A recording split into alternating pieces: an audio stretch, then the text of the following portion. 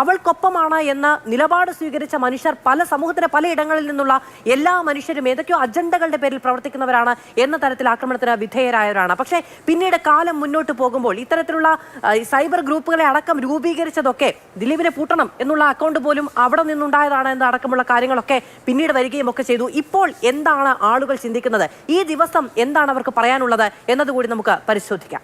ഒന്നിലും അവന് രക്ഷപ്പെട്ടു വരാൻ ദിലീപിന് പറ്റൂലെന്നാണ് തോന്നുന്നത്. എല്ലാ പഴുതുകളും അടയ്ക്കുന്നുണ്ട് അവിടെ. എത്ര കാശുണ്ടെന്ന് പറഞ്ഞിട്ട് എത്ര ആളുപിടി ഉണ്ടെന്ന് പറഞ്ഞിട്ടും കാര്യമില്ല.